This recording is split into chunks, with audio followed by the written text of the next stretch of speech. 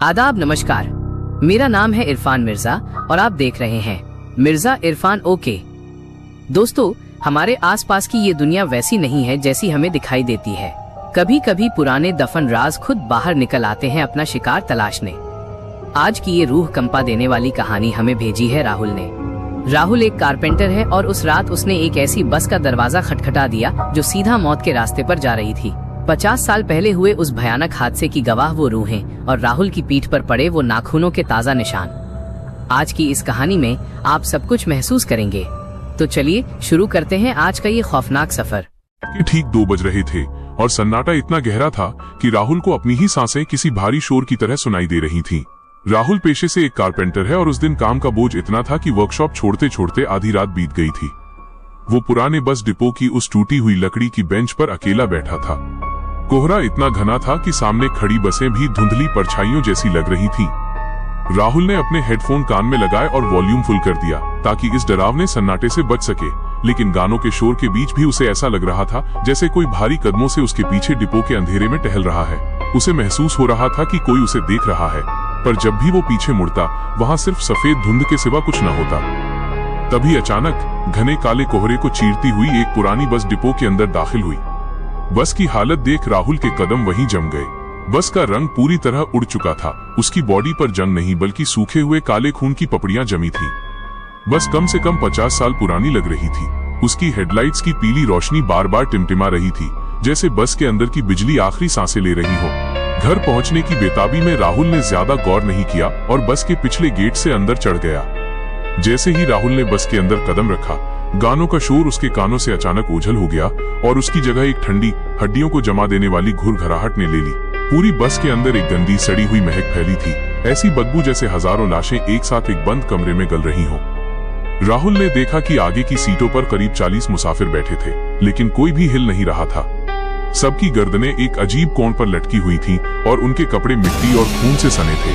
बस की रफ्तार अचानक इतनी बढ़ गई कि राहुल का सिर पीछे वाली खिड़की से जा टकराया। तभी कंडक्टर अपनी सीट से उठा और राहुल की तरफ बढ़ने लगा। उसके चलने की आवाज ऐसी थी जैसे कोई भारी गीली खाल को पथरीली जमीन पर घसीट रहा हो। जब वो पास आया तो राहुल की चीख गले में ही दब गई। कंडक्टर का हाथ कोहनी तक पूरी तरह जला हुआ था। उसका मांस झड़ चुका था और उसकी उंगलियों की हड्डियां बाहर दिख रही थीं। उसका चेहरा आधा झुलसा हुआ था और उसकी आंखों की जगह सिर्फ खाली गड्ढे थे, जिनमें से काला गाढ़ा तरल टपक रहा था। उसने बिना होठ हिलाए एक ऐसी ठंडी आवाज में कहा जो सीधे राहुल के दिमाग में गूंजी, टिकट, मौत के आखिरी पड़ाव तक का टिकट लगेगा। जैसे ही राहुल ने कांपते हाथों से कंडक्टर को पैसे देने के लिए हाथ बढ़ाया, एक जोरदार बिजली का झटका उसे लगा और उसकी आंखों के सामने पूरी दुनिया घूमने लगी। उसे एक भयानक सपना सा दिखने लगा जो किसी फिल्म की तरह उसकी आंखों के सामने चल रहा था। उसे साफ दिखने लगा कि 50 साल पहले इसी बस के साथ क्या हादसा हुआ था। उसे महसूस हुआ कि बस के टायर आग उगल रहे हैं और ड्राइवर पागलों की तरह ब्रेक पैडल को लातों से मार रहा है, पर ब्रेक फेल हो चुके हैं। रूहें अचानक अपनी सीटों से पलटी और उनकी सफेद बेजान आंखें राहुल को घूरने लगी। उन 40 रूहों ने एक साथ अपनी सड़ी हुई बाहें फैलाई और राहुल की तरफ रेंगने लगे। किसी ने उसका हाथ खींचा, किसी ने पैर दबोच लिया।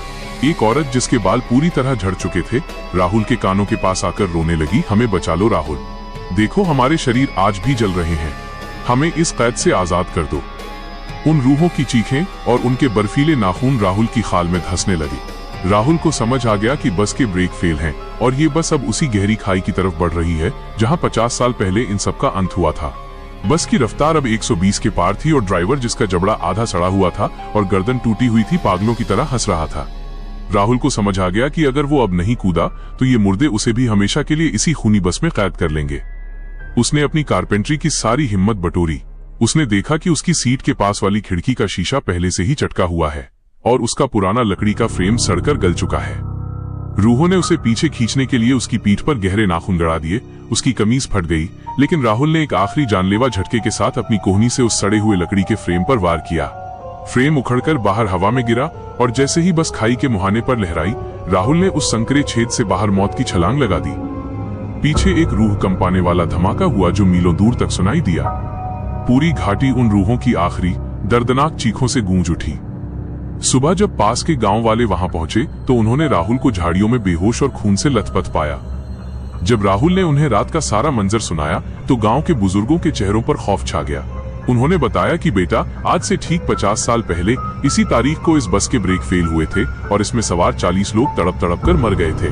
तब से ये बस हर साल इसी काली रात को अपनी मौत का सफर दोहराती है और नए शिकार तलाशती है। आज तक जो भी उस बस में बैठा उसका नामो निशान तक नहीं मिला।